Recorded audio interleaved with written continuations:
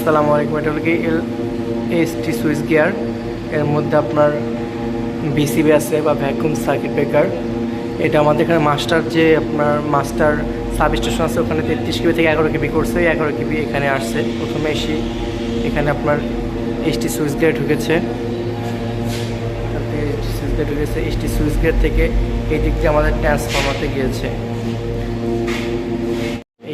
ST switch gear থেকে এই পাশ দিয়ে যে এসেছে ট্রান্সফরমারের এইচটি সাইডে গিয়েছে। এটা হলো ট্যাপ সেন্সার। এটা আমাদের থ্রি ফেজ ট্রান্সফরমারের 3টা বুশ দিয়ে ডেল্টা হয়ে ঢুকেছে। ওই পাশে 4টা বুশ দিয়ে স্টার হয়ে বেরিয়েছে।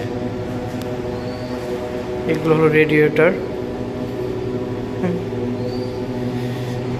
এটা হলো আপনার টেম্পারেচার দেখা যায় এটাতে।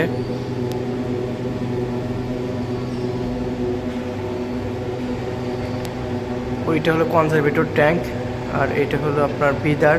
আর ওই যেখানে তার সহজে দেখা যাচ্ছে এটা হলো বুকস রিলে।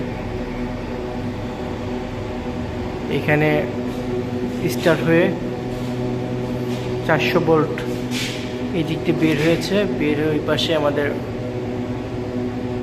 বের হয়ে এখান থেকে আপনার পিএফআইতে এসেছে। পিএফআই প্লান্ট এসেছে। পিএফআই প্লান্ট থেকে এই পাশে আমাদের এলটি সুইচ গিয়ার আছে আর লো টেনশন সুইচ গিয়ার। এখান থেকে আমাদের বিভিন্ন ফ্লোরে বিভিন্ন ফ্যাক্টরিতে সংযোগ গিয়েছে। এগুলো হচ্ছে সব এসটি সুইচ গিয়ার। এই এসটি সুইচ গিয়ার সাধারণত যে এসিবি ব্যবহার করা হয় বা এয়ার সার্কিট ব্রেকার। এগুলো মাল্টিমিটার কারেন্ট পরিমাপ করার জন্য।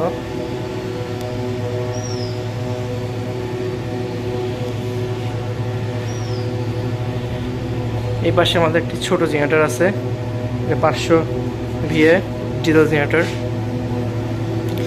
যখন আমাদের কম লোডের প্রয়োজন হয় তখন আমরা এটা চালাই। বিশেষ করে দিনে আমাদের যেহেতু ফ্যাক্টরিতে প্রচুর সোলার প্যানেল ইনস্টল করা আছে, তো দিনে বিদ্যুৎ চলে গেলে আমাদের এই 500 ভিএ রান করলেই, যেহেতু 1 গ্রিড ইনভার্টার আছে, তার মাধ্যমে আমাদের ফ্যাক্টরি ভালোভাবে চলে, সমস্যা হয় না। ওই পাশে আরেকটি বড় জেনারেটর আছে। এটা হলো generator auto start. Generator start হয় এখানে। এটা হলো আমাদের বড় জেনারেটর, যেটা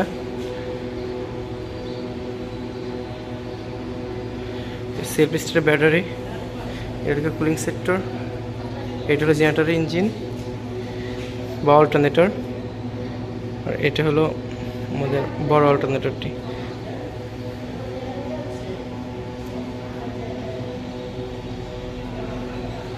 যখন বেশি লোডের প্রয়োজন হয়, বিশেষ করে রাত্রিবেলা, তখন এই বড় অল্টারনেটরটি চালানো হয়।